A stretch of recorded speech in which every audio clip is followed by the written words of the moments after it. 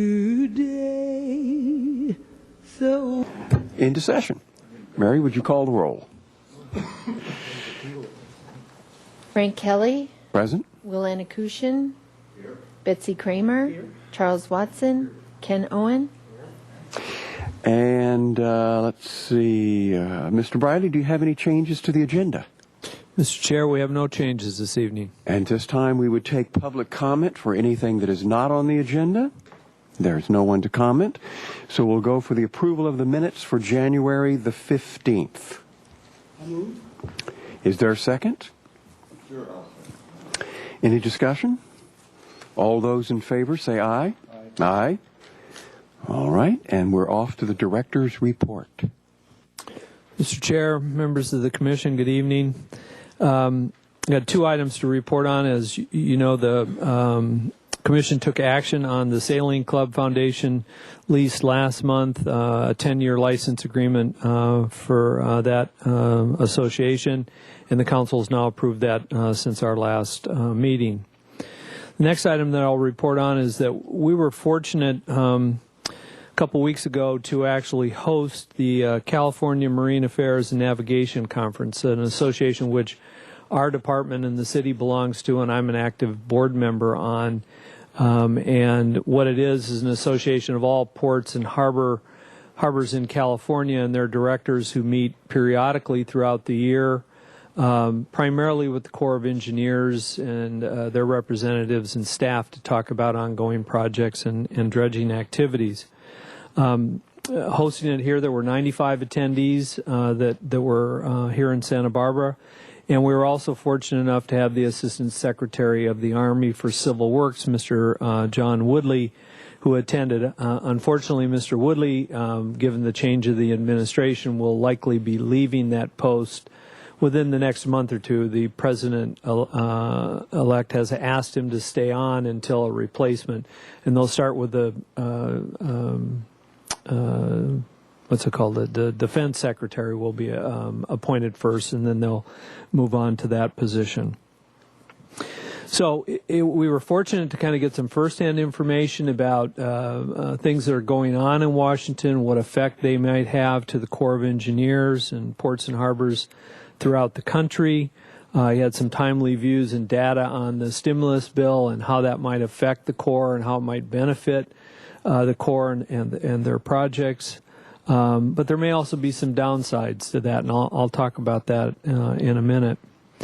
One of the things that I think is unique this year that I haven't seen since I've been in this position is we're functioning without a federal budget that should have been adopted last October.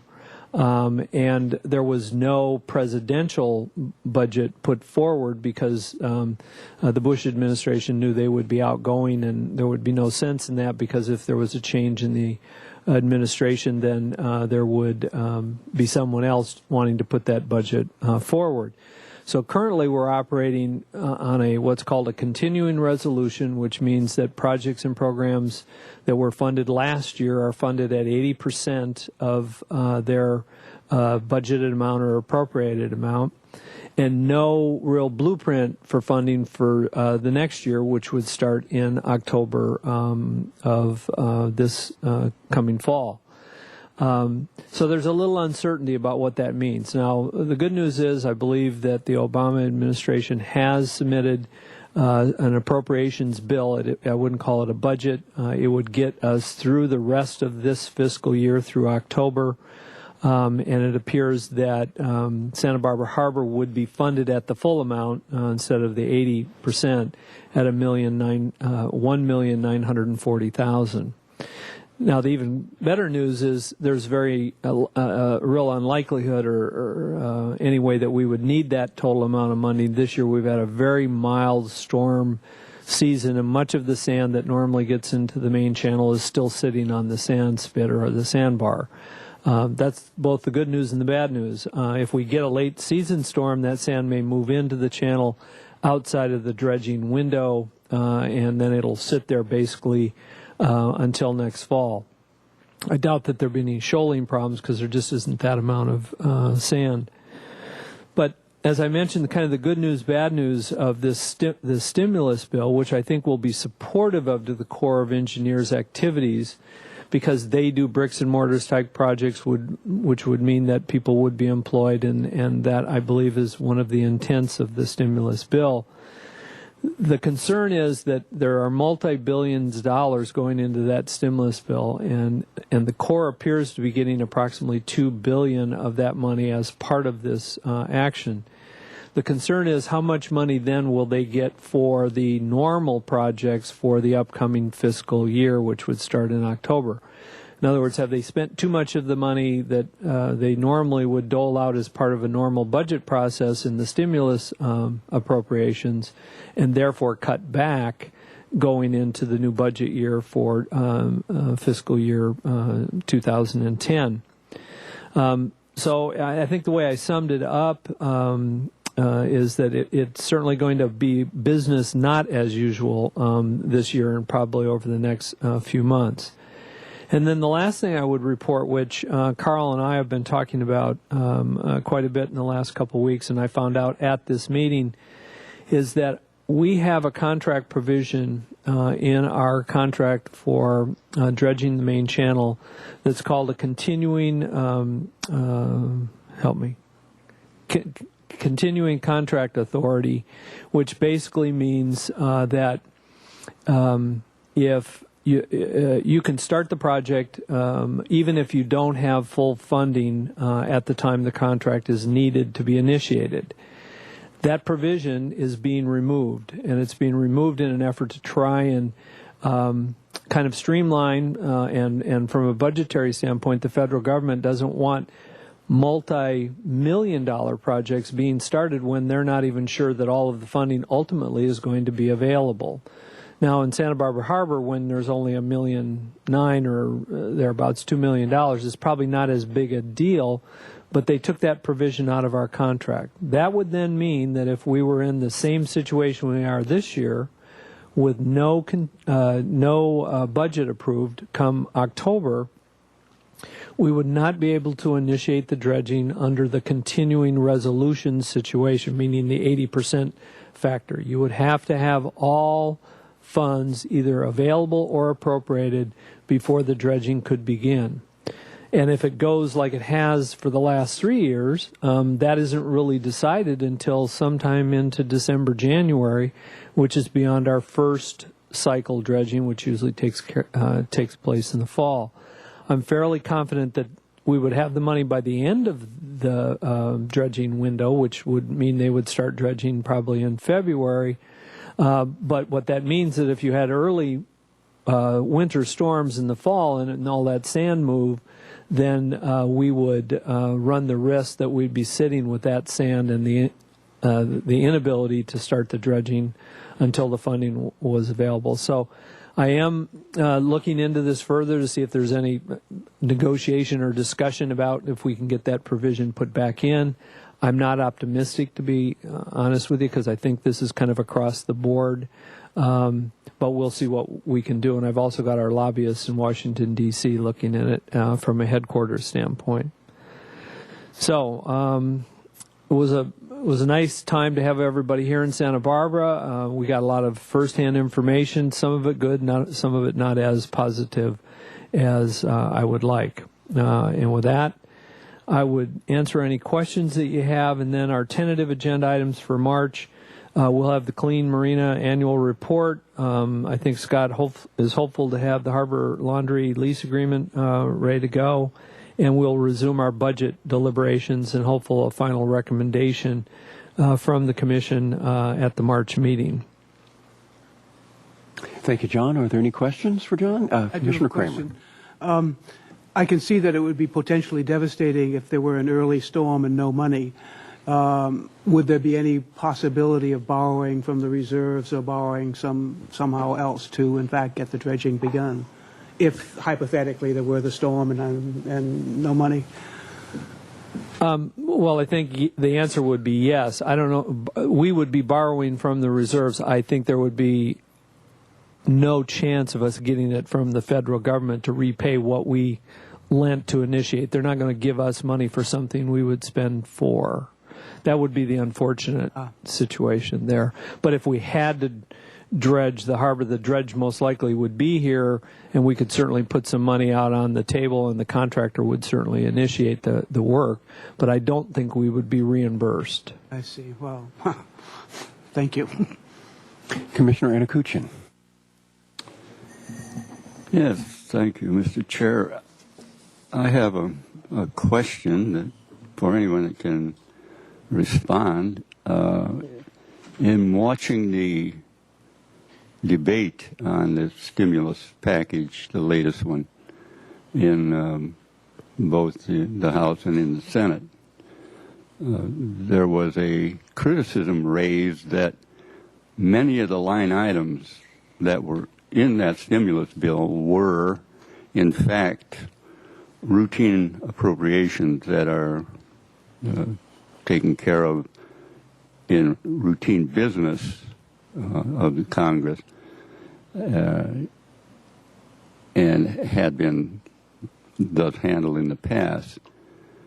There was no resolve made that I could detect. The bill seemed to have been signed off pretty much as it was finally hammered out.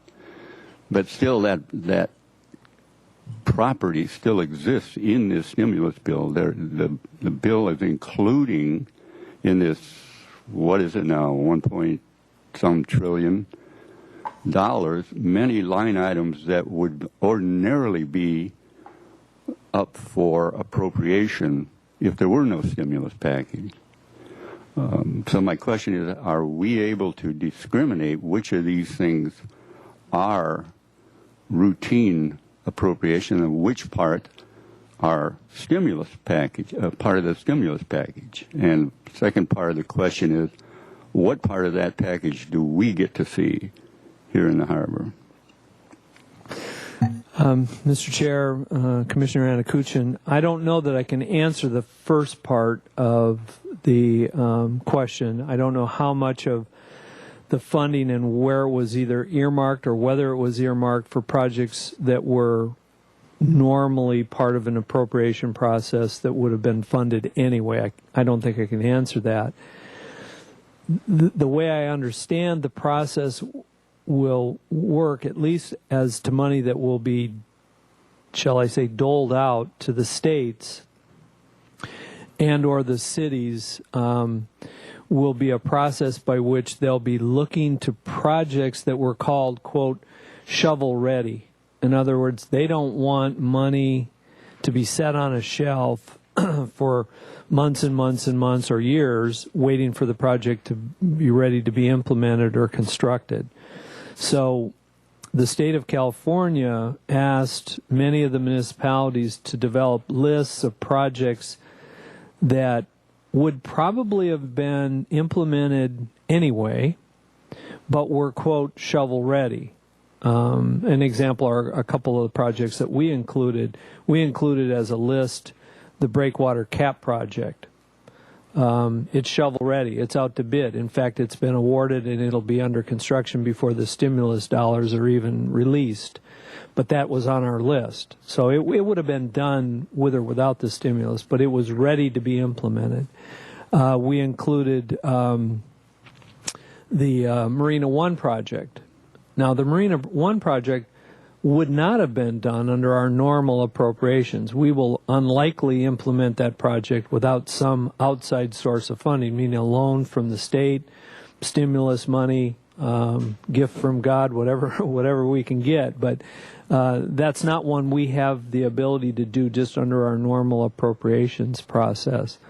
We included the normal dredging of the harbor as an example, that it was ready to go, and if you wanted to give us stimulus money for it, we could substitute that for its normal appropriation. So I think there was a mixed bag of things that are appropriated or would have been appropriated that could have been implemented versus things that are ready to be implemented but don't have funding sources, and those that would have been funded anyway. I think there's a combination.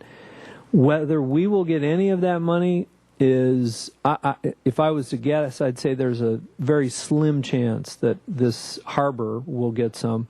I believe the city of Santa Barbara may get some for some wastewater treatment projects that were, again, shovel ready, and some of the money was designated for wastewater or sewer or sanitary projects, that type of thing. So I don't think we'll know for another 60 days the process really that will be implemented for securing any of that funding. And hopefully that answers some of your question. Yes, it does. Thank you, John.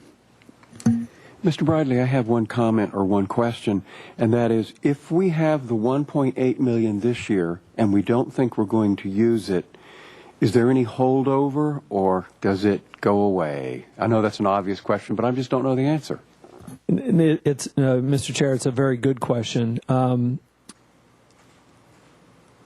Each year when we don't spend all of our money, I'm usually asked by the Corps representatives if I'm willing to release that money to another project that needs it. And most times I'm amenable to that, because I'd like to think the same is true if there's a year when we need money and someone else has it. I'd like to say they would then release it and give it to us for additional dredging. So usually we have that dialogue and discussion. So I'm hopeful there will be money left on the table based on where we think we are with the product that we have in the channel. And I think this year, if they make that question, I think the answer will be no. We'd like to hold on to it because of this continuing authorities contract that has been removed from our normal process, and therefore we'd have something to get started in the fall if for some reason there was not a budget. Good. That's what I was hoping the answer would be. Okay. Any other questions? I'll report more on that as we get more information. Okay. Thank you, John. Otherwise, we're off to the Business Services Report. Well, good evening, Mr. Chair, Commissioners. I have 3 items for you tonight, starting with the honor fee collection system in the Palm Park parking lot. The Palm Park lot is the lot that's on the beach side of Cabrillo Boulevard, and it has the Skaters Point skate park facility in it. And until a month ago, we operated it 7 days a week from May through September, staffed and operated the kiosk, and weekends only from October through April. So weekdays from October through April, it was not staffed, and it was essentially free parking in that lot. Well, to take advantage of that lost revenue, or that lost revenue potential, we just installed an honor fee collection box system, which went into operation on January 1st. The lot will continue to be staffed on weekends during the off-season and 7 days a week during the busy season, and it'll be subject to the normal hourly rate of $1.50 an hour, but when it's subject to the honor fee collection box system, it'll be $2 for 3 hours of parking under the current parking fee structure. And this is kind of a hybrid system, a lot that's staffed sometimes and not other times, but hopefully this will enable us to capture about 150 days worth of rent or parking fees that we weren't receiving before. And this is a similar way to the way we operate the lot across the street at Garden Street lot, adjacent to the Chamber of Commerce Visitor Center. So that moves me to the second item, which is the Garden Street parking lot. As you may recall, New Beginnings Counseling Center obtained a council approval back in April of 2007 to allow a limited number of RV dwellers to stay overnight in 3 city lots, including the Castillo, Carrillo commuter lot, the Coda Street lot, which are operated by the downtown parking folks, and the Garden Street lot, which is the waterfront parking lot. And this enabled New Beginnings to manage up to 3 recreational vehicles to be permitted to park and stay in these lots overnight. And New Beginnings, NBCC, is responsible for enforcing this and making sure it doesn't proliferate, make sure there's no litter or any other kinds of problems. Well, this is going to change a little bit. The council has requested additional police enforcement in other areas of the city where these RVs are tending to congregate and in some situations cause problems in neighborhood conflicts and so forth. So in order to kind of mitigate this increased enforcement effort, the council has directed staff to allow a couple more RVs in each of the parking lots. 2 is what we're looking at in the Garden Street lot, and they're going to do the same thing at downtown parking. So we'll have a total of 5. RVs parking in the lots overnight. They're required to leave in the morning. And the Garden Street lot has an additional requirement that the RV campers that are in there have to be families. So that's something that the downtown parking lots don't have that we have. We really haven't had any problems with the parking program. Nancy Kapp, she's the manager of the program, has been very proactive when they have a problem. An RV is broken down and can't get out of the lot in time, she'll call me ahead of time, or if there are any other issues. So we haven't had any problems. We haven't incurred any expense as a result of the program. So we're going to support adding 2 more possible users to this lot. And finally, the third item is regarding birds on Stearns Wharf. A few years ago, we initiated a program to discourage patrons on Stearns Wharf, restaurant patrons, from feeding the birds. And we distributed plastic placards saying, please don't feed the birds, with a sort of an international sign with a pelican on it. You know, don't feed the bird international sign. The signs tended to fade with time, and the restaurant operators weren't real proactive about asking us for additional signs. So at the request of Commissioner Kramer, we went for a more permanent sign, and we've installed 9-inch by 5-inch vinyl signs that very clearly say, please don't feed the birds, feeding the birds is prohibited, and citing the legal code by which it's prohibited to feed seabirds. And these have been routed into the plastic tables, routed into the tables, the 5 tables next to Char West, and 5 of the 7, as of this afternoon at 5 o'clock, 5 of the 7 picnic tables in front of Santa Barbara Shellfish. And we're going to go one step further and have a nice sandblasted redwood sign installed right at the service window on Shellfish, so the customers are getting the message when they pick up the food and also when they go and sit down to eat it, because it really is a problem with the people throwing French fries to the seagulls and so forth. So hopefully people will heed the signs, and this will help mitigate the bird feeding problem on Stearns Wharf. And that concludes the business services report. Thank you. Thank you, Scott. Are there any? Commissioner Kramer. I have kudos for the signs. I think it's going. They're going to be very helpful. Hopefully, at least. And I know that the Wildlife Care Network is hoping to get some volunteers this summer to be there to help advise people, at least on weekends. But because I have said that I believe that the Waterfront Department is more than busy and does not have spare people to do that. I think that's correct. And so really, thank you very much. I have a question about the RV parking. Will it have the same requirements of that they cannot move into the regular parking lot across the street that was originally agreed to?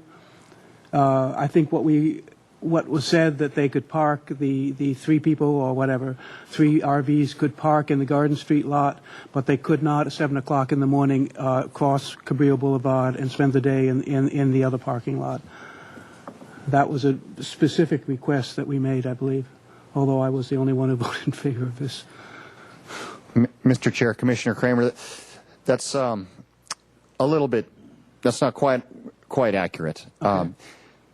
But that will change now with this new honor fee parking system in the Palm Park lot. During the winter months when we weren't charging in the Palm Park lot, typically those RVs would move out of the Garden Street lot, go across the street, and park in the RV stalls for free in the Palm Park lot. The restriction that I think you might be thinking of is that the RVs are not allowed to purchase annual permits. That's it, yes. And so therefore they can't just go into another waterfront lot and stay. So I think that might be what you're thinking of. Yes, it is. By installing this honor fee system, they will no longer be able to just cruise across the street during the winter times when the lots aren't staffed and park in those. They'll be able to park in the 4 designated RV stalls, but they'll have to pay cash as they go, and it's double the normal fee. Okay. But they will not be allowed to buy the annual pass still, or not? That's correct. They will not be able to buy the annual pass, and I think what you'll see if next time you go down there, a very prominent blue bus that spends the night in the Garden Street lot under a permit, and then often parks on the street. I'm familiar with it. Yes. Right. Yeah. So that's one of the program participants. Yes. And just out of curiosity, for anybody watching, what is the ticket cost. When I was there yesterday, I noticed an RV taking up 4 spaces in the lot, and it had a ticket on it.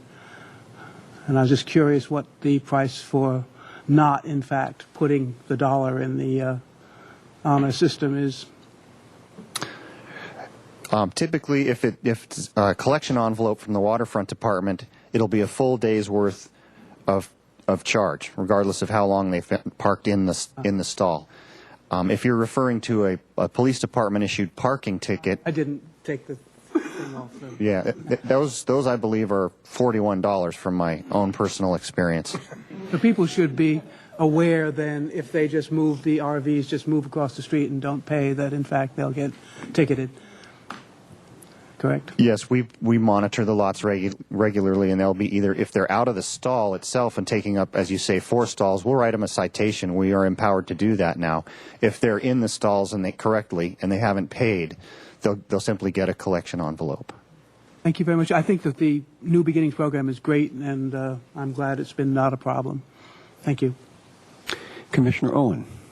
Thank you, and kudos to you for Betsy for helping to get this Don't Feed the Birds program going. Speaking as someone who does a lot of environmental work, I'm really glad that you helped champion that, and appreciate the staff getting involved with it.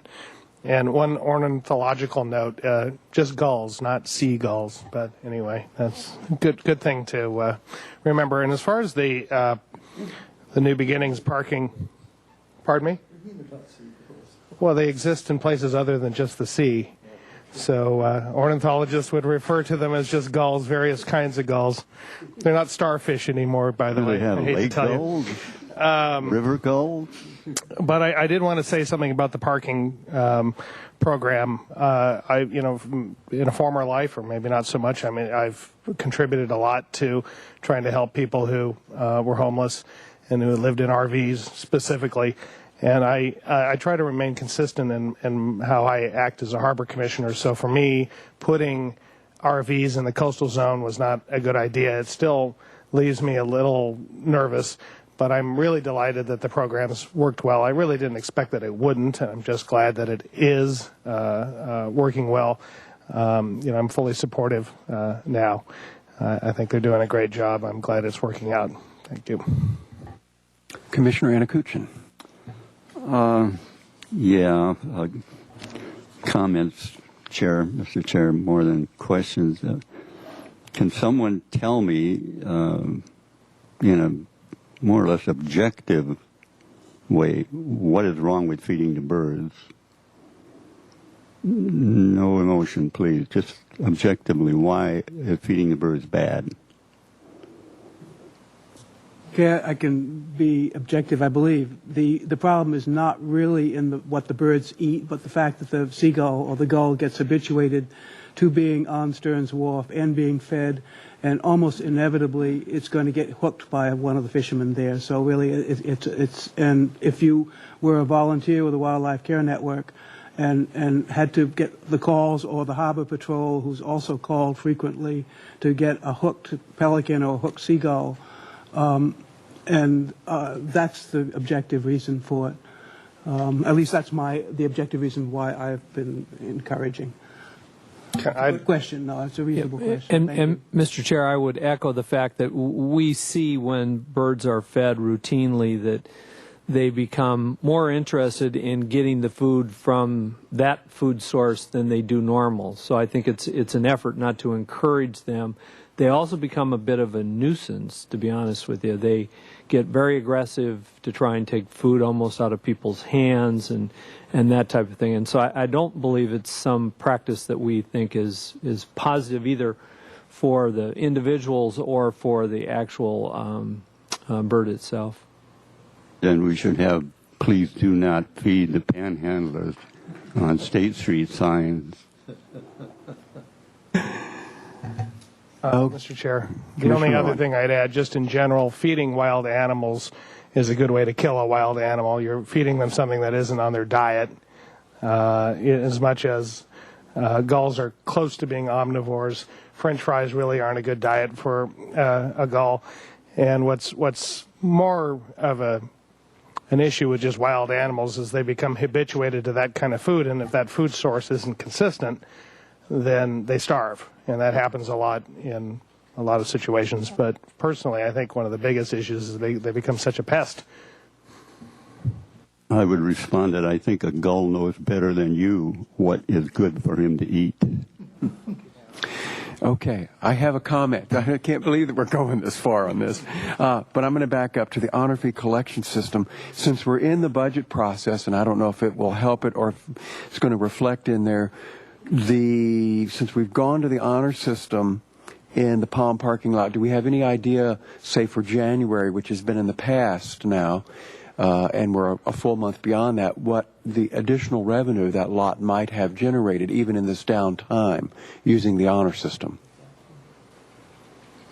Mr. Chair, I looked up the numbers this afternoon and then realized that it was for the entire fiscal year, and I noted that the Palm Park lot was doing better than it had last year, and I thought, hey, here we go.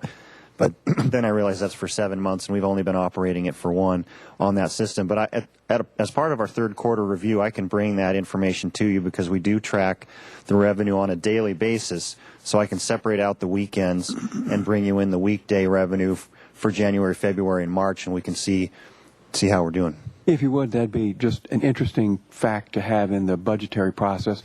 And a second question on a different point, if I may, is to go back to the NBCC program. Do we know, since they've started that program, how many RV dwellers have moved through the program and out of it successfully? Is that a fact or statistic that's available? Chairman Kelly, I'm sure it's available. I don't have it. I could get that information, I'm sure, from NBCC. My understanding is that the 3 that we've had for the time period up till now, I believe have been fairly stable. I know the blue bus individual has been there since the beginning. Okay. If there are no other comments or questions, taking a while on these, we'll go to the facilities management report. Good evening, Chairman Kelly and Commissioners. Out on Stearns Wharf, Schock Construction Company completed the annual pile driving project last week. This project was combined with the replacement of some stringers and some piles and all of the deck boards on the city pier. We took advantage of Schock's low bid to include additional stringers on the city pier and 4 new piles on Stearns Wharf. Next slide. Oh, it's not working. There we go. We also had Schock install 2 new valves on a 500-foot-long section of the fire line that feeds our deluge system and the fire hydrants out on Stearns Wharf. This allows staff to isolate certain sections of the wharf and do repairs and still keep it in service. It's an important facility to have out there. The additional work increased the contract by about $25,000, but both the Stearns Wharf annual pile driving project and the city pier project were significantly under budget this year. Next slide. The emergency generator is operated through the electrical grid out on Stearns Wharf, and several years ago we felt it might be important to provide an emergency generator to operate it in case of a power outage, for example, a fire on Stearns Wharf back along the roadway. If we could operate it with an emergency generator, we could operate it and evacuate people onto vessels, and so it's a safety item we've been considering for several years. We included it in our capital improvement program for this year and recently purchased an emergency generator which we will install next month over by our shed where the existing dive locker is. Staff identified several rotten stringers in that area and will replace all of those in the next couple of weeks with new deck boards. And this will be a nice safety improvement. It will operate not only the PLR, the passenger loading ramp, but also some of the roadway lights and the compressors that operate the lift stations. So if we're out of power, we'll be somewhat functional. Over at the harbor, we've got a couple of projects to talk about. We are going to install what we call an emergency egress float on the Marina One headwalk. When the Department of Boating and Waterways reviewed our preliminary plans for the Marina One project, they wanted us to install a new gangway to have access in case of an emergency if one gangway fails. We felt that was an unsafe proposition, mainly because where the existing gangway is subject to impacts from large waves and big storms and would require a significant structural work to the bulkhead. Staff designed a small egress float, which will be deployed in the next few weeks. We just kind of mocked it up last week. Next slide. And it's something that's very easy for any slip holder to go ahead and deploy in any event. Twice we've had to stage our Harbor Patrol vessels over there to safely allow people to exit Marina one during that large swell, and another time during a fire at the distribution panel at the base of the wharf. So you can see how it's going to be staged parallel to the main headwalk under normal circumstances. In an emergency, they'll be able to swing it around and bridge that gap. So that will be in the next few weeks. In the meantime, that emergency egress float is being used to mock up a proposed extension of the accommodation dock. The accommodation dock has thousands of vessels visited every single year. It's about 15 years old and is really showing its age. It's sort of unstable and it's just deteriorating. We have proposed to upgrade it as part of our capital improvement plan next year, but decided to consider an extension of about 20 feet and widening it from 6 to 8 feet. In order to gauge the potential impacts to boaters, we've gone ahead and mocked this up. It's been out there for a week. We'll leave it out for another week or two. And there's a sign out there asking boaters to give us their feedback on what they feel about it. You know, the commercial fishing fleet, you can see it right there. We have a large utility vessel that moors there. And this is a turning basin between the city pier and Marina One. And we want to make sure that we don't expand that dock and create some navigation hazards out there. So we'll see it out there for a while. We encourage all boaters that are out there to contact us, let you know what you think, whether you like it or dislike it. If you have any recommendations, we can reconsider the design. And assuming it's something that's desirable, we'll advance it through the permitting process and build it next year. Finally, we have some, next slide, significant, there's just a schematic of what the new dock will look like at the extension. Next slide, please. We continue to have significant electrical problems in Marina One. There are 5 transformers on the Marina One headwalk that are fed from a distribution panel at the gangway, and that distributes power to A through P fingers in the older section of Marina One. Currently, the electrical cables run through conduits that are hung on the side of the whalers. Many of the hangars have failed, allowing much of the conduit to sag down to the seafloor. Our staff has been able to recover most of, but not all of it. There are 2 significant runs from the main distribution panel at the gangway out to B transformer that we cannot replace. They're currently providing power, but they're very, very unsafe, they're unreliable, and we need to replace them. Until we can go forward with the Marina One replacement project, we solicited bids from a couple different electrical contractors, and we're going to install 2 submarine cables in that area. We could have replaced the conduit, but it would be very, very costly, very time-consuming, and there would be significant power outage for the entire marina on the order of a week or 2 at least. We've received a low bid of $48,000 from Smith Electric. The submarine cable will be in the next middle of next month, and it should be installed by the end of next March. This will provide reliable service until we can go forward with the Marina One replacement project. But this is another example of the deteriorating utilities and infrastructure in Marina One, and it demonstrates the need to move forward with that project as soon as we receive funding, hopefully from the state. This concludes my report, and I'd be happy to answer any questions. Thank you, Carl. And Commissioner Watson. Mr. Chair, Carl, I believe, or I understand that there are some electrolysis problems in certain areas of the Marina One, and I wondered if that's where the electrolysis problem is occurring. Do you know? Chairman Kelly and Commissioner Watson, we don't believe that any electrolysis that has been occurring on Marina One or any of the marinas is a result of our electrical system. 99% of the time, it's actually the boat itself that's not grounded properly in its own DC system. We just had a very serious case on Marina 4. It's out in the yard right now. If you want to look at electrolysis in action, it's a perfect example. We're not 100% certain about that. We have a program whereby whenever there's a complaint, we send out an expert to go ahead and diagnose it, and most of the time it goes back to just how the boat itself is grounded. Nevertheless, the electrical system is really unsafe with respect to just feeding the slips themselves. If you dive underneath there, you'd want to move forward with the submarine cable project as much as I do. Commissioner Kramer.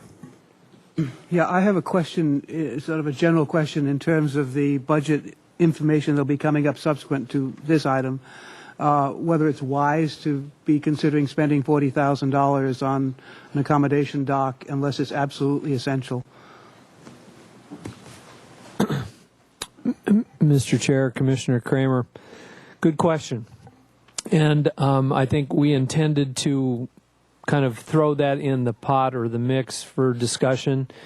You're going to see that there are a number of capital improvement projects that are going to have to be modified, if not eliminated. And if the Commission feels this should be one of those, then we won't take it any further than probably what you see there today. It's probably it's less than some of the other recommendations that we're having you ponder or consider in terms of overall scheme of things. And I'd like you, as we do that, to take into consideration the amount of use that we have at the accommodation stock routinely. It's the first place a boat pulls into the harbor and comes to get a slip at. So it's utilized quite regularly. So I'd like you to take that into consideration. But the answer is yes. You certainly could be making a recommendation to us that that's one that should be considered for removal or elimination.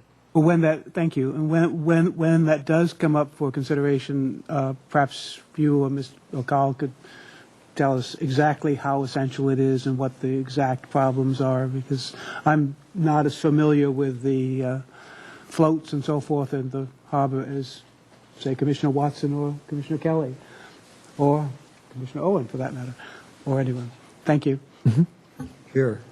Commissioner Watson. Yeah, Betsy, I can tell you that is that dock is really too narrow for the use it gets. It's only 6 feet wide, and when you get two boats in their path, on both sides and activities and a boarding ladder, boarding step, it can get a little sketchy. And besides that, that particular dock is not very stable. I mean, it tends to rock a bit, and there's a safety issue there that I think the 8-foot width would really address well. That's helpful. Thank you. Commissioner Radakuchin. Yes, thank you, Mr. Chair.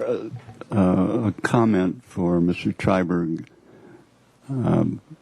Whenever I hear electricity and salt water in the same breath, I am alerted, and I need to ask, what is the death threat of this deteriorating submarine electrical cable in the harbor? Chairman Kelly, Commissioner Anakushin, we received training recently, and the threat of electrocution in water is much greater in fresh water than it is in salt water. I'm not going to explain it beyond that because I don't understand it beyond that. Whenever we send our divers in the water, we turn all the power off. I am very concerned about the situation, and I am not comfortable with it. And therefore, that's where we're moving forward with a rather expensive repair that might wind up being somewhat temporary if we can move forward with the Marina One the Marina One replacement project. Yes, thank you, Mr. Triberg. That was the point of my question, trying to put a order of priority on such an expenditure. You know, if there is threat to life involved, then I should think the priority goes up, $48,000 or not. Mr. Chair, the comment that I would like to offer, and I know Carl said unsafe, we obviously are not going to operate or allow the electrical power feed to Marina One to be unsafe for anybody who would use it. I think what he means, and I don't disagree, it's unsafe given the condition that it's in currently. If we install this underground cable, it will not be unsafe. It's not unusual for electrical services to be provided through salt water, through submarine cables, done all the time. In fact, the entire power for the new expanded Marina One was all done through a submarine cable that runs from the main power source out to that area. But the condition of how this was installed versus the condition that it's in today is unacceptable and could prove to be unsafe, certainly given weather, surge, boats hitting the dock, that type of thing. So what we think we need to do, and I think from a priority standpoint, is fix it. And I don't think any of us enjoy spending $48,000 on something that maybe in a year or two is going to be replaced. But we're not comfortable that it remain that way, and we're not sure we're going to get the funding. So we need to do this now. All right. If there are I no can make a comment. If you can't find the $48,000 to do this, where are you going to find the $3 million to pay off the lawsuit? Okay, if there are no further questions on that point, thank you, Carl. Excellent report. And I love the new slides that help illustrate, because in the old days you'd say stringers, and I'm going, well, where in the wharf are these stringers, magic stringers? Anyway, Harbor Operations Report. Mr. Chair, Mick's not here. So actually, we just jump this issue then. I'm just going to briefly tell you the items that he had, and I won't go into any detail. Just joint agency fire drills. Our staff, together with the fire department, do periodically practices within the harbor to utilize abandoned boats or boats that we have and extradite injured civilians in certain situations, boats filled with smoke, etc. And we'll continue to do that. We think there's benefit both for the fire department and our own patrol officers. February is probably the first month in a long time we've had what we could call almost a storm. We had a little southeaster and some wind, and of course with that we ended up with a boat on the beach. And I know the question you'll ask, was it one that was from our mooring field, our permitted moorings? And the answer was no. It was an anchorage boat that was outside of that area. Another boat actually ran into the Clean Seas, I believe it was, the Tidemar barge, and sunk. It was adrift, and actually an individual was on it, so we did rescue that individual as part of that process. But kind of the first storm we've had this coming season. Then Mick gave you an update on the Marine Life Protection Act update. I think many of you know he's actually on a steering committee and participates in all of their meetings throughout Southern California, and he will periodically give you reports on where that is headed and what any potential impacts there might be to our harbor, our fishermen, or the environment. And the last thing he reported on is the National Marine Sanctuary has new management plan, and this is a fairly comprehensive. This work has been underway for many, many years. A good piece of work that I think will be useful for many individuals to understand what the sanctuary's programs are, their education, their outreach and enforcement programs, how they hope to enhance wildlife protection efforts, water quality, reduce ocean pollution and impacts from other vessels that are around the Channel Islands.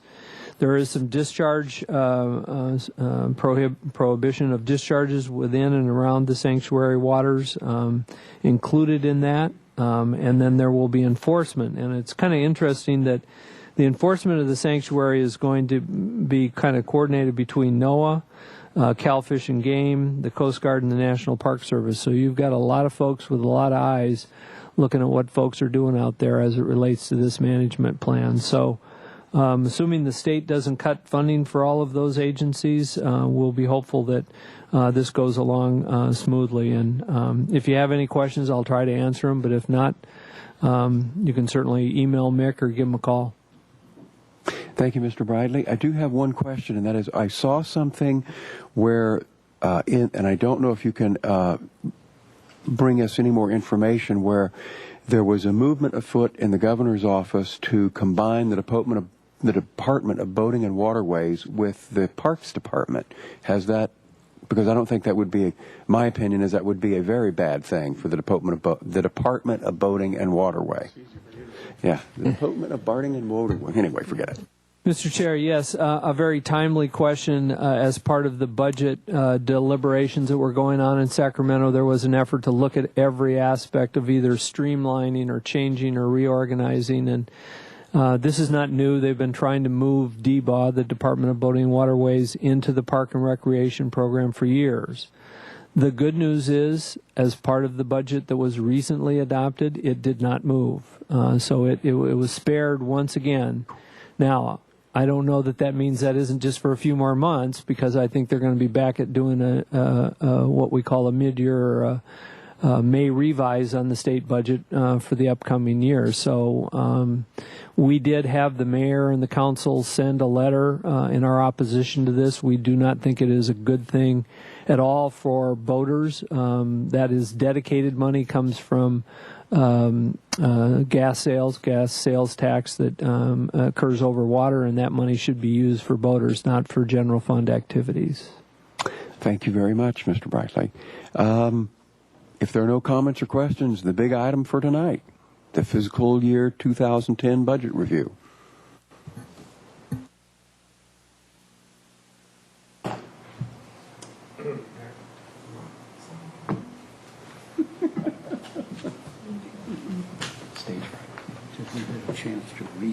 Fiscal year 2010 budget overview. Recommendation that Harbor Commission receive a report on the development status of the fiscal year 2010 Waterfront Department operating and capital budget. Mr. Chair, Commissioners, tonight's report qualify it a little bit. It's a preview of our expected budget situation in 2010. It's by no means established, written in stone. It's not a budget recommendation. We're just going to try and give you some of the background and landscape of what we believe we're going to be dealing with, and I'll explain that as we move along. It's a process that all city departments are going through at this time. Just in terms of an outline, we'll look at our budget strategy, current year-to-date revenue, since we do have January figures to report to you tonight. And then we'll move out of the current year to the 2010 budget projections in terms of expense and revenue, some of the challenges we'll be facing, potential fee increases, and finally capital projects and their effect on the waterfront reserve balances out 6 years, as we always like to look out 6 years when we present these. So basically the budget strategy, we're looking at a potential revenue shortfall, as we reported last month, of potentially $500,000 for the current fiscal year. We really do not expect that scenario to change much for the next fiscal year either. So we're basing our revenues on a flat line basis. For fiscal year 2010, our operating fund budget cuts, we're evaluating and looking at $553,000 in cuts to the operating budget to help address this shortfall.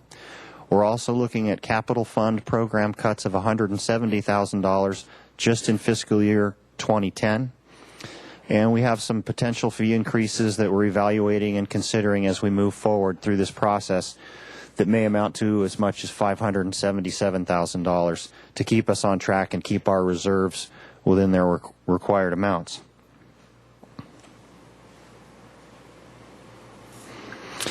Oh, and I would like to add that those the $577,000 in potential fee increases is primarily parking fee increases and visitor slip fee increases. In terms of current year revenue, we did talk about the mid-year revenue. We now have an additional month of data, but it continues to show that we're falling behind by about $275,000 7 months through the year. So again, we are looking at a shortfall of about $500,000 at the end of the year. That trend seems to be continuing. Okay, so moving away from the current year, we'll get into the upcoming fiscal year 2010. We'll give you some budget projections, and we will end the presentation with a discussion or a presentation of two different budget scenarios. Looking at our salaries and benefits breakdown, the full-time salary figures were given to us by the finance department, but the department does have discretion over the hourly salaries, and we've done some cutbacks, particularly in the parking program. We've cut several hourly positions, and we've also had some cuts in the facilities maintenance division. Down towards the bottom of the sheet, I'd like to draw your attention to the furlough line. There's a citywide furlough in the works of 5% of the salaries, of the full-time salaries figure, which is the top line.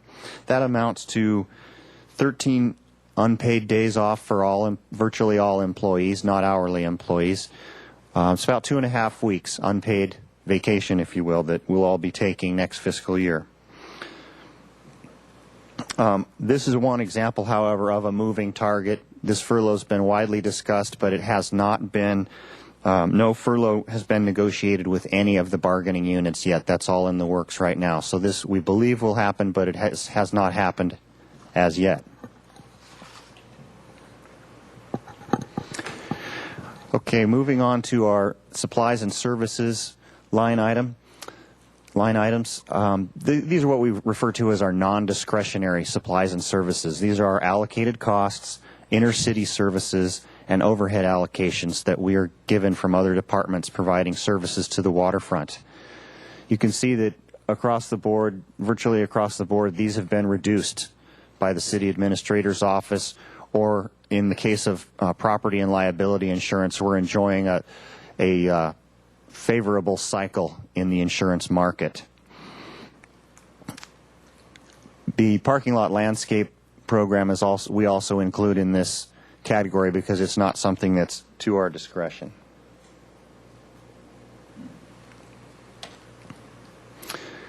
And moving on to our discretionary supplies and services, these are the ones that we do have control over. We looked at each of the 9 programs, and 8 of the 9 programs we were able to reduce somewhat to a greater or lesser degree. I won't go through all of them, but for example, in administration, we were able to reduce that program by about $70,000. Part of that is we're considering canceling the Wharf Woody Electric Shuttle project on Stearns Wharf. We've frozen computer purchases, and also we were contemplating last year replacing some copiers, and they seem to be working, so we've frozen that as well. Some of the bigger items also, Harbor Patrol, they purchased radio equipment last year that will be good for years to come, so we will not need to rebudget for that this year, so we're getting a $31,000 savings out of that. And in the facilities maintenance in the harbor and on the wharf, Carl was actually able to negotiate with Work Incorporated successfully to lower their rate. That's the single biggest contract that we have at the waterfront. It runs about $220,000. And, of course, as you know, they do all the janitorial out in the marinas and around in the common areas. So we were successfully able to negotiate that contract down. And additionally, our Service Master janitorial contract, they handle the janitorial in the Waterfront Center building, and we benefited from a drop in that contract as well. We've postponed some planned work in the harbor on the 117 building and the 125 building. We've just deferred that. And also, we've deferred some work on the deck on Stearns Wharf at Coastal Winery. So that's basically, in a nutshell, some of the savings. But the main point is overall, we've been able to cut back about $212,000, or about 9% of our discretionary supplies and services line item. So to sum all of that up, these are all of our expenses: salaries and benefits, our discretionary supplies, ICS and allocated costs. Also, there's appropriated reserve you'll see there. We've reduced that amount. The appropriated reserve is our rainy day fund, literally. We haven't had to dip into it this year or last year so far. We don't usually have to, but we have it in our back pocket for storm events. If you recall, a few years ago when we had that big storm that washed all the Arundo into the harbor, that's where the appropriated reserve comes into play, is when we absolutely need to do some unanticipated work.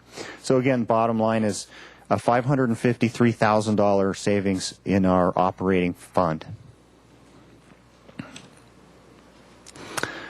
Moving on to the capital improvement program, which is a different fund than the operating fund, we're looking at some cuts, as we mentioned there. For instance, marina capital improvements, we're reducing from $250,000 to $225,000.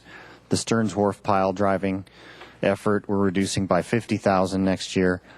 And the Navy Pier timber replacement we're taking off the table entirely for next year. We were able to do sufficient work this year that it's unnecessary, so we were able to drop that project. So these are $155,000. This represents $155,000 of capital program cuts, and we have an additional $15,000 capital program cut on the video system replacement. So that's a total of $170,000 savings in the capital program. Down toward the bottom of the spreadsheet, I would like to point out we have a project, the launch ramp concrete project. This year would be the design phase for $75,000, and next year would be the construction phase at $100,000. This is if and only if we get a grant from the State Department of Boating and Waterways. If we're unsuccessful in getting that grant, we'll ditch the project. And of course, the Marina One walkway replacement we're all familiar with. Disappointed we didn't get more than $730,000 funding last year, but we are fairly confident we will get the balance awarded this fiscal year. In April, we should know by then, and that will fund in the 2010 fiscal year, and hopefully we can begin construction at that time.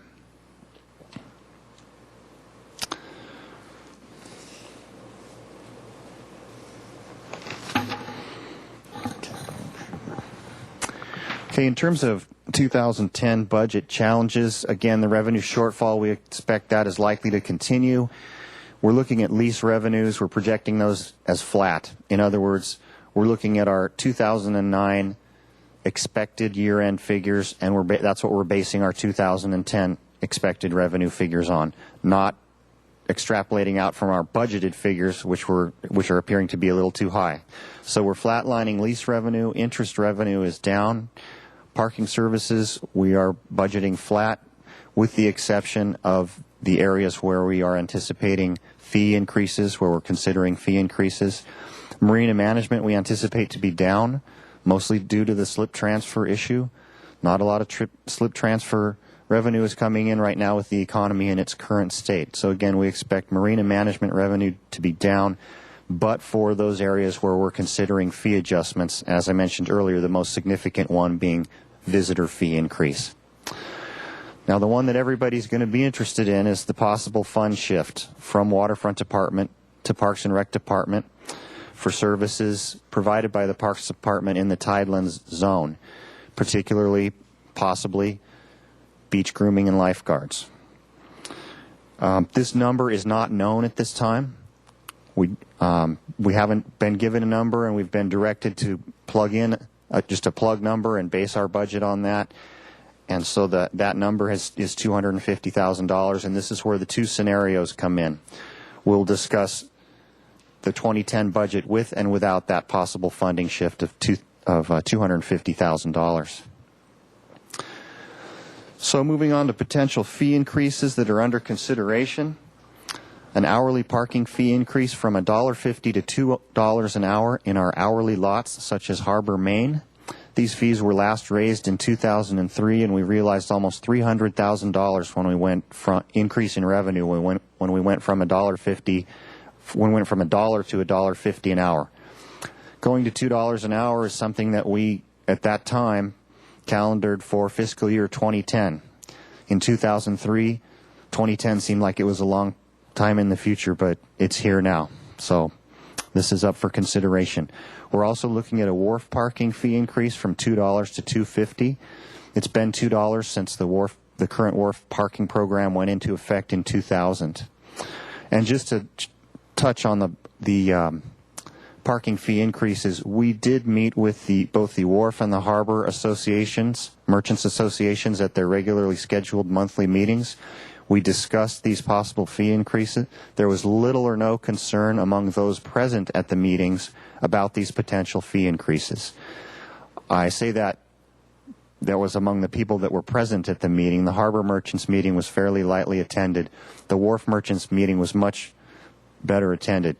But we do have our main tenant on Stearns Wharf, the harbor restaurant, Mr. John Scott, was very concerned about the possibility of this 50 cents increase in wharf parking and the effect it may have on his business. He was not able to come tonight because he had a personal matter he needed to attend to. He will be here next month, and John and I are going to meet with him in the meantime, John Bridley and I, we'll meet with him in the meantime before that meeting to discuss what his concerns are, what possible mitigations we can work out. Moving on to the slip transfer fee, we've been doing this every year for quite some time, a $25 per foot slip transfer fee increase, except the 20-foot slips.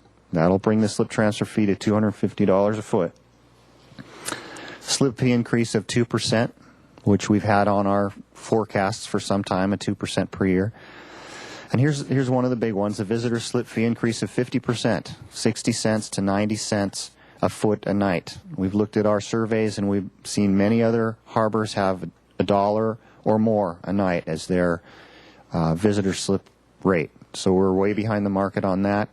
I will say that commercial fishing vessels will go only from 60 cents to 70 cents a night. And if they're producing fish tickets, they will not go to the double rates after 14 days. So we're trying to give the commercial fishermen a break. I'd like to point out that the most significant fee increases here are the hourly parking fee. Oh, wait, that's the next slide. Excuse me. The financial impact of these fee increases, for the hourly parking fee, we estimate $223,000 of revenue increase, $49,000 for the Stearns Wharf, $50,000 for the slip transfer fee. A 2% slip fee increase is equivalent to $71,000. And the visitor slip fee increase, we anticipate $182,000 in additional revenue. And that's where that total of $577,000 of additional revenue is coming from. And this is where I'd like to point out that the majority of this is the parking fees and consists of the visitor slip fee. In fact, $454,000 of the $577 is from the parking and the visitor slip fees. Other minor fee increases that we're considering, these aren't real budget busters, but we would like to update some of these. Meeting room rentals, we're considering increasing from $25 an hour to $50 an hour for commercial, private, and non-ocean-related users. There will continue to be no charge for non-profit ocean-related users in our meeting rooms.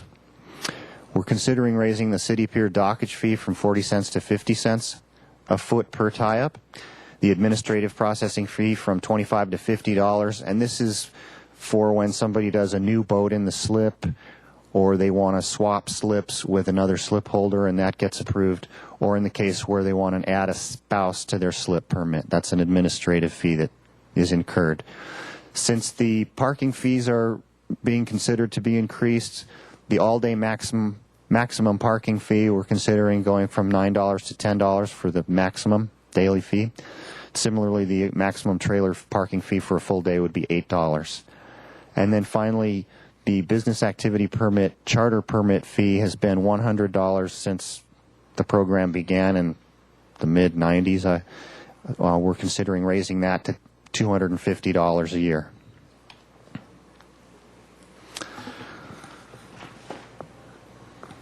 So just to summarize the revenue items, and again, I'd like to emphasize that this is preliminary. Just as of today, I got a phone call from finance, and they revised our interest projections up to the tune of $60,000, almost a 50% increase to the good.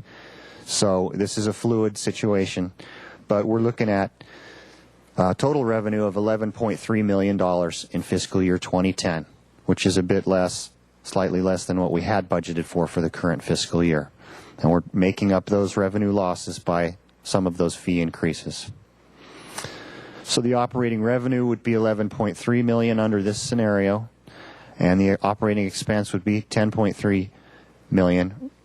So our net gain from the operating fund would be $1 million. Okay, now we're going to move on to two different cash flow assumptions. For these cash flow assumptions, they factor in a revenue growth of 0 from fiscal year 09 to fiscal year 10, 1% from fiscal year 10 to 2011, and 2% after that. And this is just our general growth factor that we put into, say, lease revenue, parking, and so forth. This doesn't count for slips and so forth.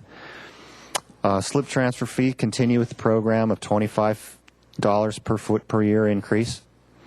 slip fee increase of 2% per year, as we've been showing on our sheets for some time, and capital program cuts of $395,000 in the outer years 2011 to 2015. This is in addition to the $170,000 worth of cuts in fiscal year 2010, for a total of $565,000 worth of capital project cuts in this cash flow assumption.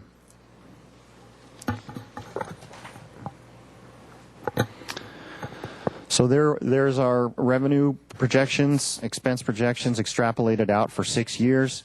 You can see that our net gain goes from $1 million in fiscal year 2010 to $721,000 in fiscal year 2015. In the meantime, we're funding $12.5 million in capital projects between 2010 and 2015. That doesn't include 2009; those have already funded. Now, admittedly, $6.5 million worth of that $12.5 million is grants and loans from the Department of Boating and Waterways. But the point is, we're funding significant capital projects at the waterfront.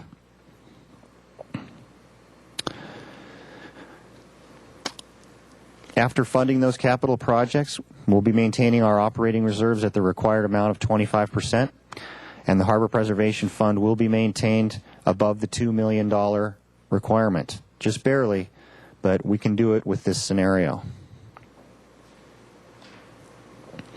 Now, the second scenario would be involving the $250,000 funding shift. In this case, we would employ 2 more fee increases in fiscal year 2010, and that would be including honor fee lot parking increase from $2 for 3 hours to $3 for 3 hours. And we expect that would generate somewhere on the order of $75,000.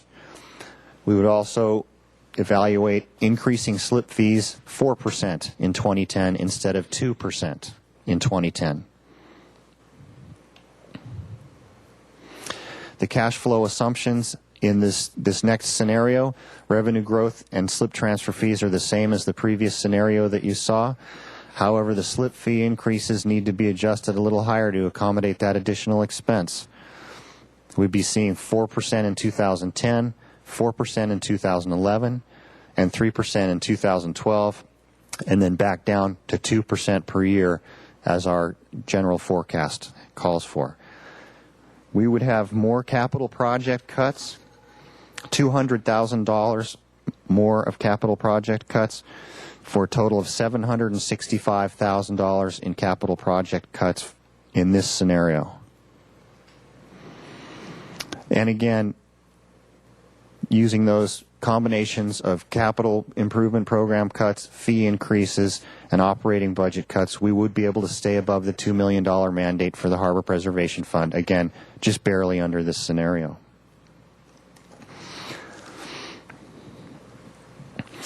And just to wrap up, we did review most of this information with the Harbor Commission Budget Committee, Chairman Kelly and Commissioner Watson. On February 17th, we discussed a lot of this information. Tonight, we just had a quick preview.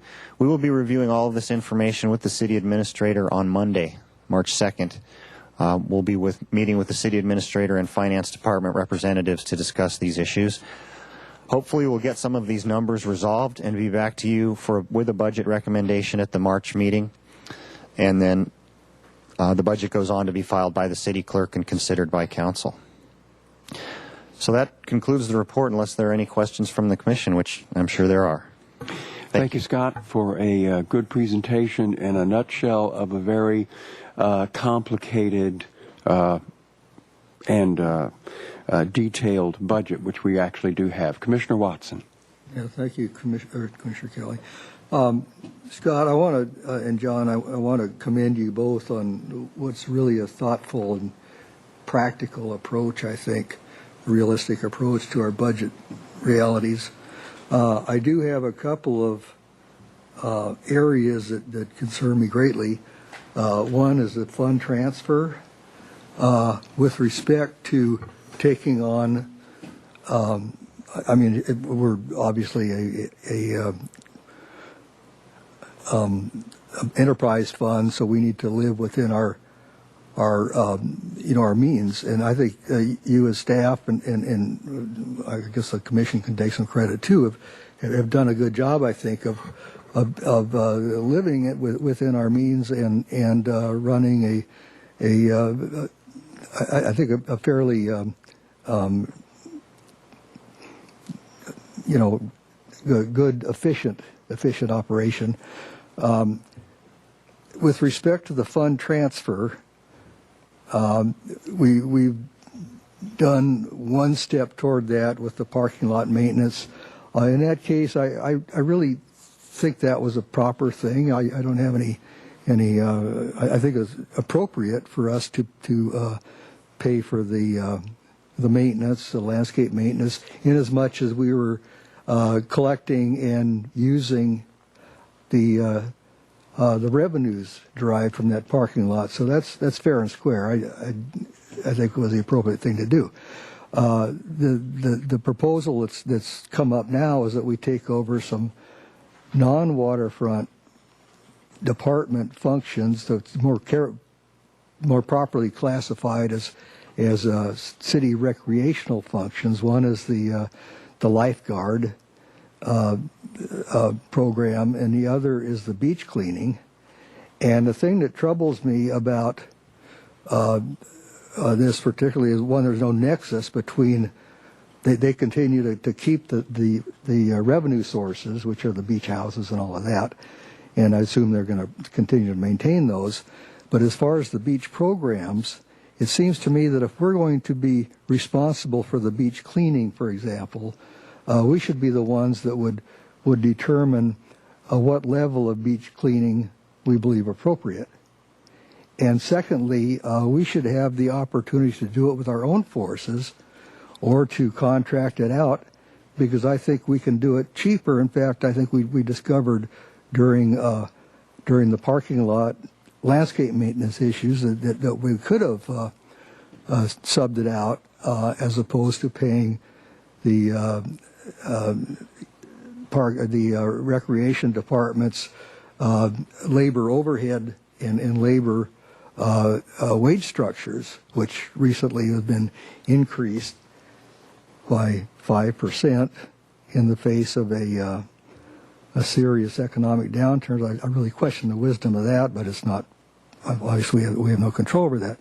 But where I'm going with this is, if we are to take responsibility for recreation, some of their budget problems, and I think it's appropriate to help out if we're in a position to do it, that we should have control over how we do it, not just be expected to write a check and be happy about it, because I won't be happy about it.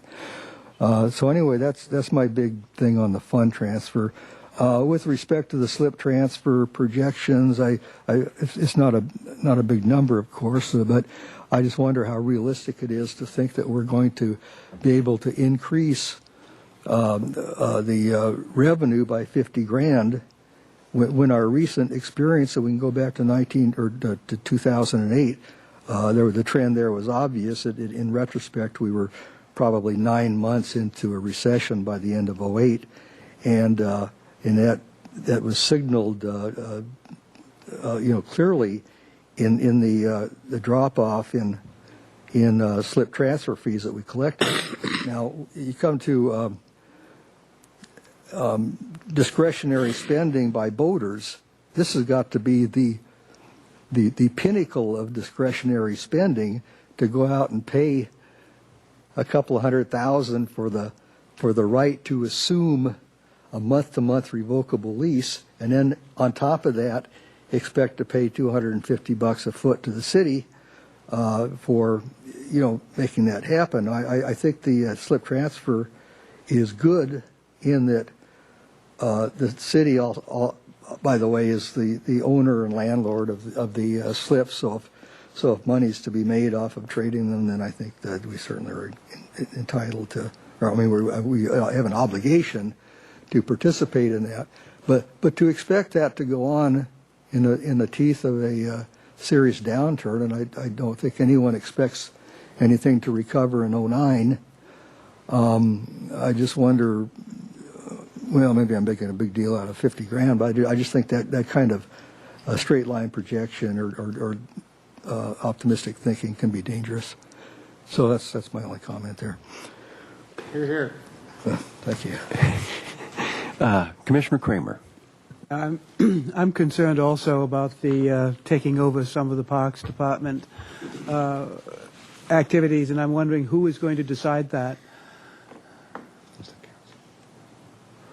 Mr. Chair, Commissioner Kramer, well, the ultimate final decision will be the City Council's. The City Administrator's Office, together with the Finance Department, is looking at various different budgetary strategies to help find ways to close the gap that they have. I think I've made some of those previous presentations. So hopefully by the March meeting, we will have a dollar amount that will be attributed to this potential program shift. And that dollar amount then I think will be the one that will be recommended by the City Administrator's Office to go to the Council for their consideration as part of the budget balancing amount. And then the Council will either agree or disagree that they think that's a good way to reach closure on that gap that they have on the general fund. I agree strongly with Commissioner Watson that there should be a nexus between the activity and the waterfront, and I fail to see any nexus with lifeguards. For instance, on the beaches, I can see there be perhaps some argument for beach grooming, and I would agree with him that might possibly be able to be done differently. But I would hope that maybe an argument could be strongly made that the waterfront department not take over these particular costs. I'm also concerned about the increase of parking fees, and I understood from one of the merchants at Stearns Wharf that there was not any objection by the merchants to that increase, but it's interesting that there, in fact, might be from the Harbor Restaurant, and I would hope that some consideration could be given to that, and some cooperation made with him. But in terms of the other parking fees, I think all the merchants should be surveyed as to whether they think an increase from $1.50 to $2 would, in fact, impact on their business. And because that's a pretty substantial increase, seems to me. Maybe it could be limited to the parking areas further away from the harbor itself. I don't know if that would make any sense, or maybe it could be limited only to weekends or something of that sort. Or maybe it could be $1.75 instead of $2 or something. But I think their input would be very important to get. That's my comments at this point. Just a couple comments or clarifications, and relative to the potential program shift, I think we just want to be clear on a couple of things, and I think some of the comments you made are very, very appropriate. What will be a part of that program shift has not yet been decided. It's been potentially discussed or identified that it would be beach grooming, lifeguards, and possibly taking over the maintenance of the restroom at Stearns Wharf, at the base of Stearns Wharf. I think there's some logic to that one. It's kind of at the base of the wharf. We have oversight of it. We do work really right down to it, so I don't have any significant argument with that one. Again, if given to us, I'd like the opportunity for us to maintain it, not pay for the Parks Department or some other provider to do it, because we maintain restrooms on the wharf all the time. Similarly, along the lines of the comments have been made, if given beach grooming, then beach grooming decisions as to how it should be done, the frequency that it should be done, whether it's done with city staff or it's done with private contractors, should be given to the department to potentially oversee or do. Lifeguards, I got to be honest with you, I don't want to take over the lifeguards program. If they're going to continue with lifeguards as part of junior lifeguard program, as part of the other facilities, Los Baños, Oak Park, where they have other lifeguard activities, carving out just what goes on at the beach versus what goes on at Los Baños or junior lifeguard program or what have you, I don't think we want to get into it. It would be simpler from an administrative standpoint to pay to them to continue to run that program.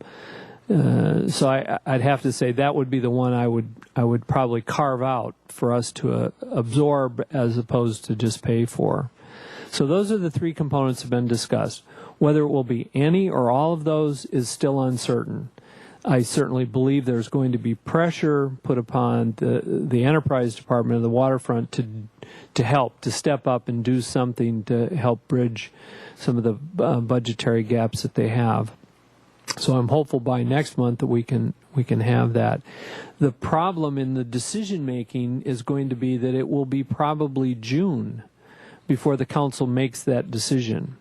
How quickly then this shift can take place is kind of up in the air. And it may be that there's a year of transition that might be necessary, especially as it relates to beach grooming. I think we could easily take over the maintenance of the restroom if 1 month to the next month. That's not rocket science.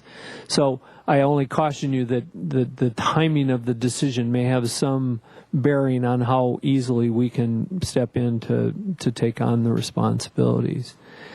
I'm concerned a little bit about a survey. I understand your need to get some feedback from the merchants, but that's why we have two merchants associations. And we certainly heard from John Scott, who didn't attend the meeting, that he has some concerns, and we will meet with him to understand that. But I can almost guarantee if I send out a survey to somebody and I say, what do you think about increasing fees? The response is going to be, we don't think that's a good idea. So let us continue to work with the merchants associations to explore opportunities to do it a different way, whether it's, like you said, $1.75 as opposed to 50-cent increase is certainly still on the table.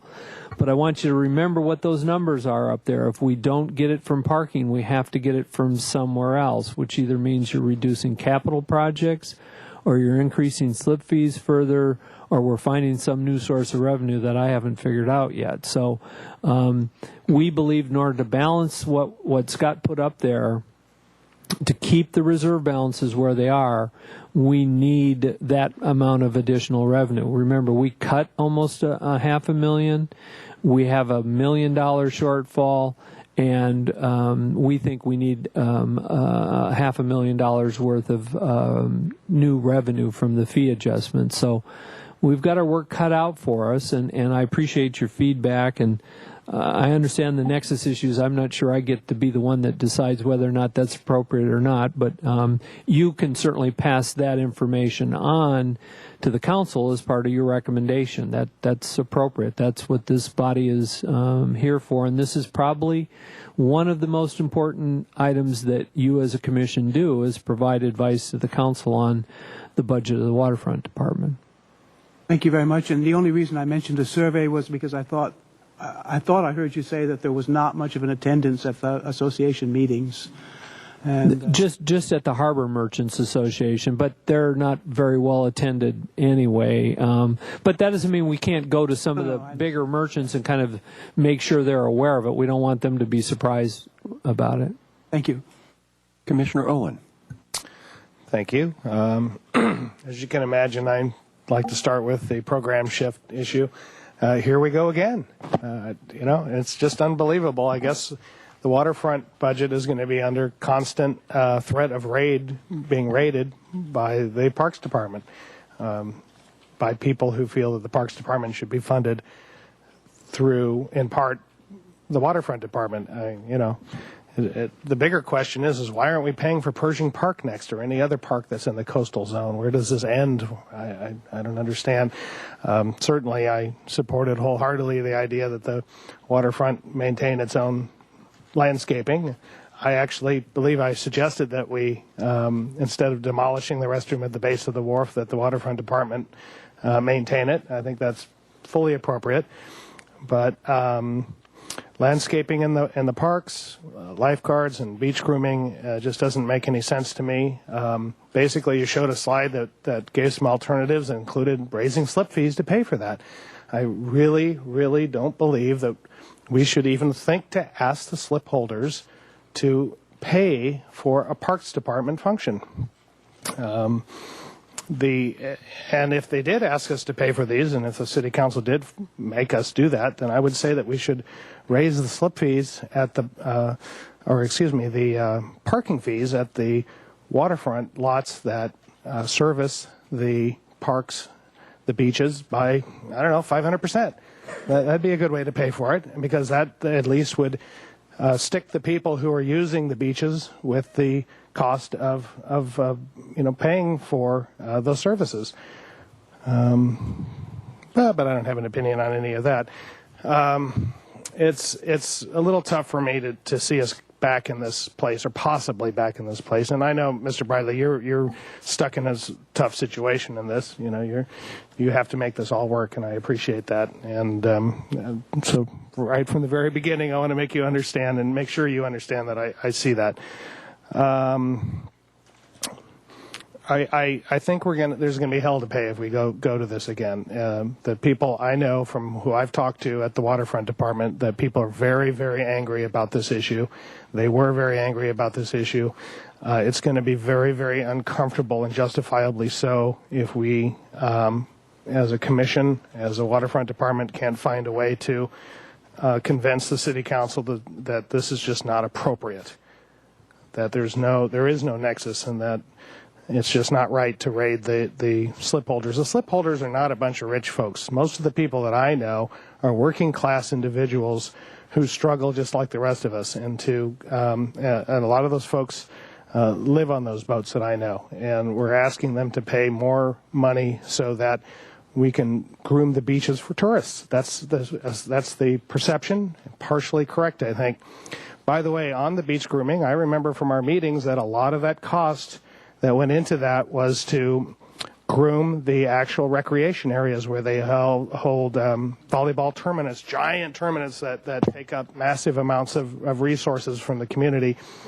I understand the need to groom that, but why should the waterfront department, do that? The big cost was in the equipment maintenance, and the staffing to maintain that. And we all kind of talked about maybe condensing the beach grooming into something that they needed, like they do need to maintain these spots. And if there's glass on the beach, it needs to be picked up. People walk on the beaches, and that makes sense.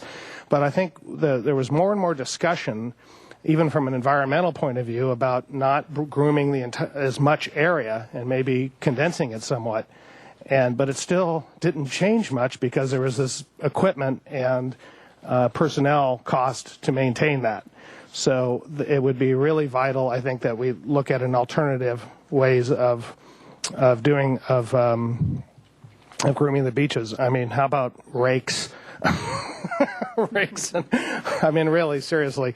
And anyway, I know I've taken a lot of time here. I will, on a different subject, I am concerned also, Charlie, everything you said is right on the mark, so I don't have to repeat too much of it. Just, I am concerned about the transfer fee.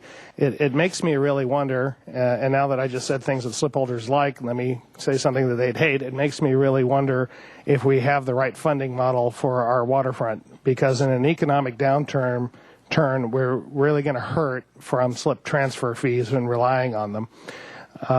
Better maybe not, this is an old argument, goes way back, better not to rely on that, and maybe rely on higher slip fees as your funding source, because there's always a demand for slips. That's not going to go away. There's always a waiting list. I'm not sure that I'm actually proposing that. I just sort of throw that out. I am just a little worried that if we raise this fee too much, that there's an even more of an incentive not to buy a boat, and that it will actually end up hurting ourselves. Thank you. Commissioner Watson. Well, there is one issue here that I think is major, but everyone seems to want to be dancing around it, and that is that we have a salary and benefit structure for the hourly employees of the city that's been pushed up to the point that it appears it's becoming unsustainable. Now, to put this in perspective, years ago in the early 70s, I think it was, I was a salaried engineer at Penfield & Smith, a private firm. And And we had a downturn in the real estate market, and which affected civil engineers, it affected land development, it was affecting public works, so the whole stuff that we did for a living. So the company was on the verge of laying people off, and in fact, we were wondering if the company was going to survive the downturn. Well, what the owners did was the owners also were the managers, by the way. The owners took a 30% pay cut. We salaried professionals took a 20% pay cut. Everybody else took a 10% pay cut. We were able to keep the company in business. Within a year, things had sorted themselves out, and we all got our pay levels back. And then when the company made some profit, we got bonused and for our loyalty and hard work. Now, nobody seems to even consider the idea of asking city staff to cut back. To put a more personal note on it, I'm retired. My pension consists of my private 401k. Well, last week when I opened my statement, compared to a year ago, it was down 50%. Shouldn't open your statement, Charlie. Huh? Well, I've been avoiding that, but I finally couldn't resist. Couldn't help myself. But anyway, I'm down 50%. Now, obviously, I haven't lost it yet because I haven't sold any stocks, but who knows whether these companies are going to go under or not. Who knows what the economy is going to do. So, I don't know. It seems to me it's time to start looking at reality. And maybe reality is to bite the bullet and everybody help out and, make it all work. Just a question for Charlie, if I may. Isn't that what the furlough's going to do? Essentially, it's a 5% pay cut. Well, now wait a minute. They raised the pay 5% on the notion that possibility they might have to get cut back in their hours. So where's the contribution here? It's out of the taxpayers' pockets. And in the case of the Waterfront Department and Enterprise Fund, it's out of the users, the customers, the businesses that provide the funding to run the harbor. So what's fair is fair. I'm sorry. Commissioner Anakuchin. Yes, thank you, Mr. Chair. I'd like to point out that my take on the voluntary or kicking and screaming pay reduction that Penfield Smith imposed upon themselves, it's quite different from a concept of a furlough. A furlough cheats everybody. It cheats the people at work, and it cheats the people that expected the people to work. In other words, it's a furlough of productivity as well as participation and remuneration on the part of the city and county staff. So we shouldn't confuse these two at all. I'm in full agreement with you, Charlie, that if you really want to show your patriotism these days, take a pay cut. If that went nationwide, we might be in a lot better shape. Let me pose this question to Mr. Bridley. I've been sitting here listening to these matters of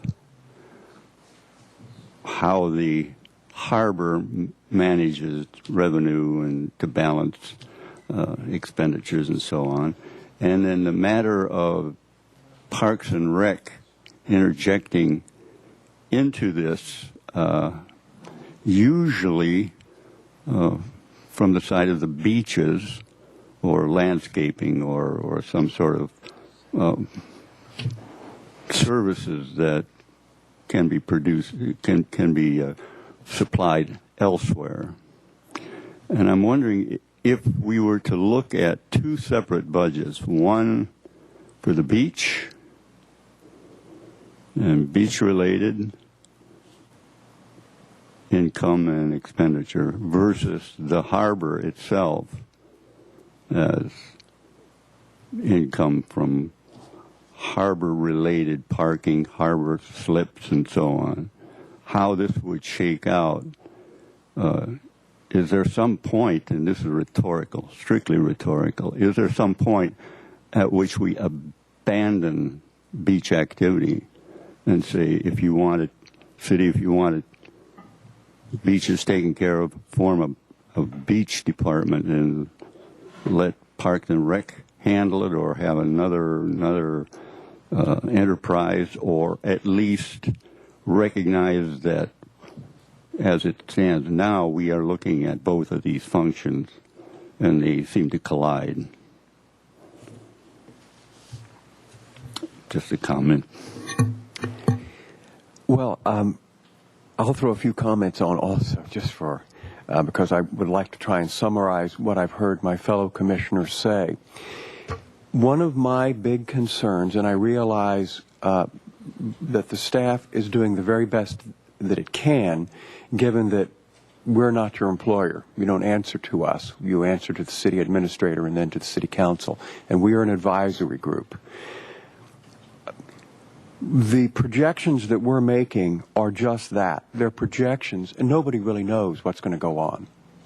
If this goes worse than we're projecting, we are really in a bad creek with a broken little paddle, because we are going to have to get drastic about what we're doing.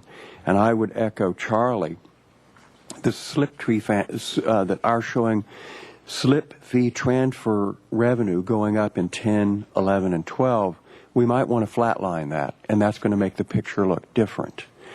We have the first scenario that you proposed with some modest increases. This is without the park's funding shift coming to us, and we're able to right our ship as we should, because we're an enterprise zone. We have to run as a business. Funds in, funds out. We get no help from anyone.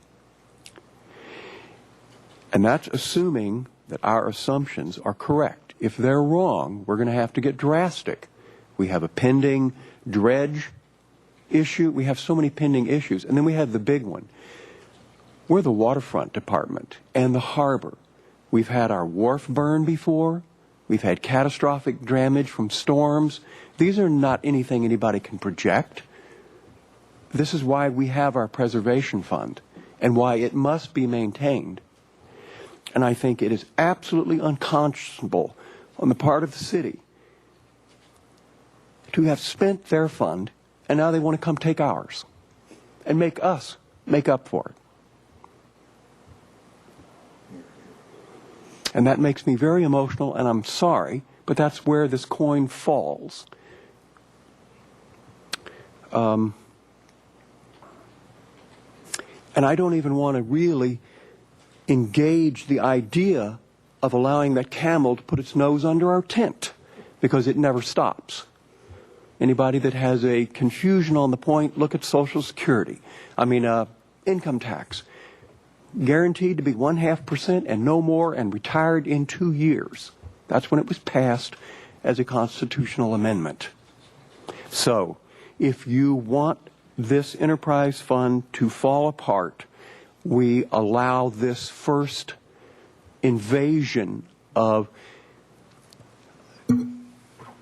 activities which are for the general public to be paid for by a captive minority which has no defense.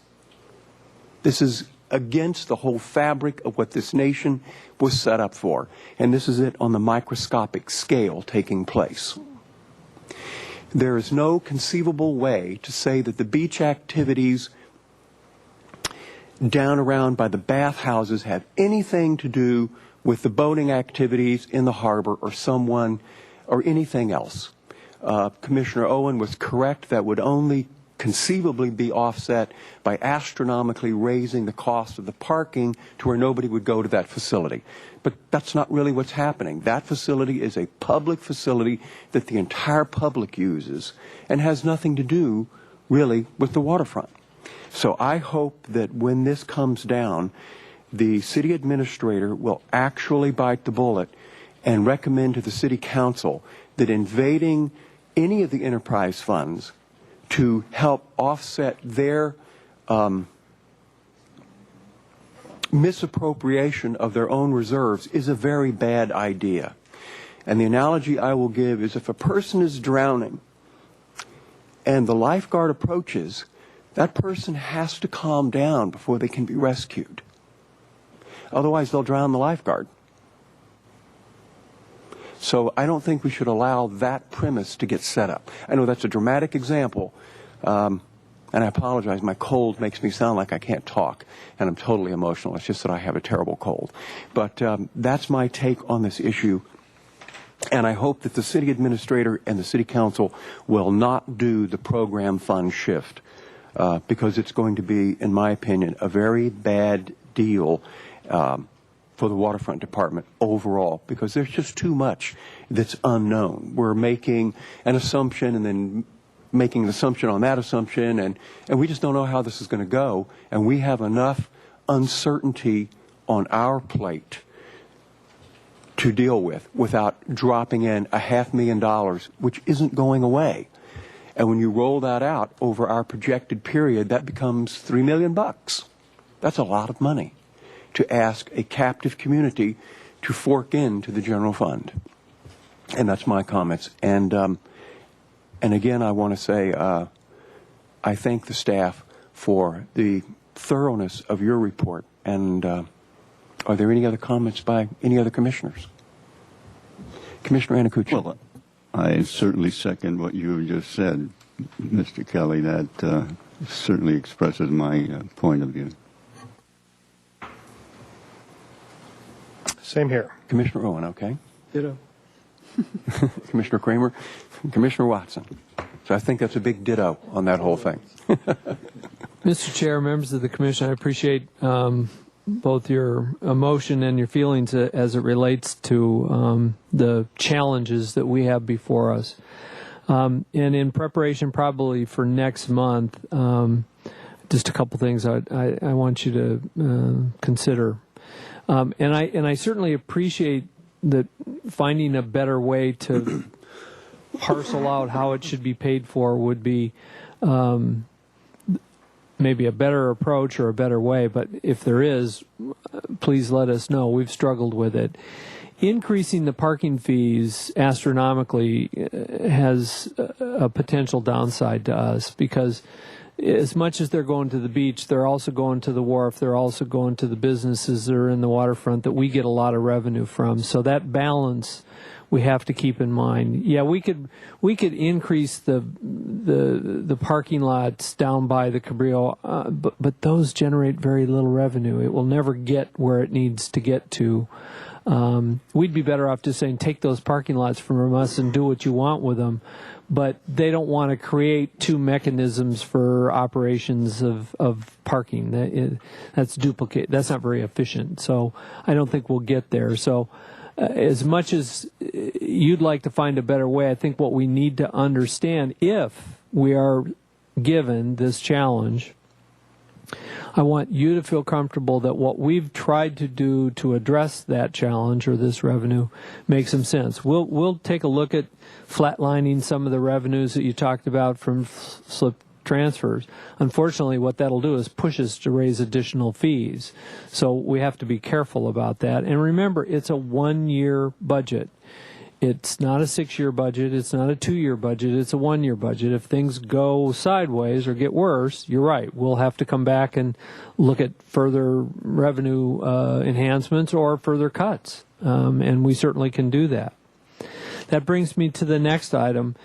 On the handout that Scott gave you, which is the program shift scenario, I believe, this larger sheet, on the back side, we tried to highlight the capital projects that would be eliminated. And as you know, that's up to $350,000 worth of cuts. So the ones that are italicized on the top there, the 225 that goes all the way across to year 2013, that's at $25,000 per year reduction. And the same is true for the 300 that's italicized there. That's a $50,000 a year reduction up until it gets to year 2015 for both Stearns Wharf and the Harbor Maintenance Fund. It eliminates entirely the $100,000 for the Stearns Wharf kiosk restoration or remodel or rebuild. It eliminates entirely the $80,000 that we talked about for the Navy Pier timber replacement project. It eliminates in the outer years $70,000 for, I believe it was, the cartograph software on our work order system, and $50,000 down below here for the parking point of sale system. There are some other italicized items that you see in there, and those numbers have been reduced also, and I won't go through those, but take a look at this for next month, because if there's something on here, as Betsy indicated previously, that might be something that you don't think is as much of a priority as others, then we should talk about it. We're certainly open to that. We believe we've identified the ones that easily we think are of the lowest priority and could be either deferred or eliminated during this 6-year period. But the accommodations dock is certainly a good example of something that could be talked about further. Because this is one way of balancing without having to raise fees any more than we've already potentially considered. So do a little work on that internally. If you've got questions about the capital projects that we can answer before that time, Scott, Carl, myself, be glad to do that. Because this is one way of doing it without increasing fees. We'll look at flatlining that, but I can almost tell you that immediately will put either the burden on further parking fee increases or slip fee increases, and we think we're at that tipping point as it comes to parking fees, and it's a fairly hefty shift as it relates to slip fees also for a couple years going forward. Not an easy task. There's nothing here that I can say there's a silver bullet that will fix it.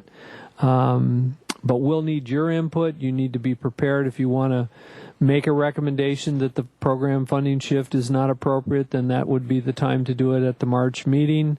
And we'll be looking for some recommendations from you as it relates to what we've put forward that hopefully addresses the challenge that we have. And I thank you.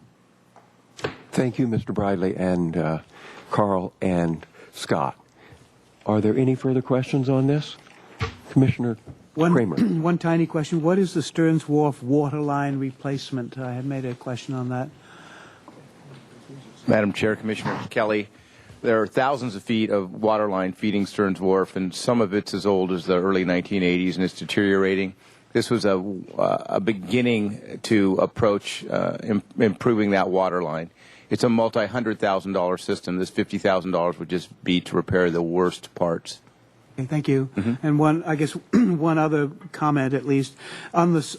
In looking at the draft on the solar thermal, I think it would be helpful to know what the offset would be, what would be saved by the thermal.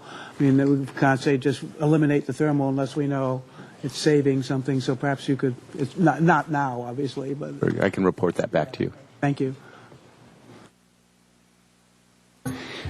Thank you for the budget presentation, and unless there are further questions, I think we're down to the Commission staff communications.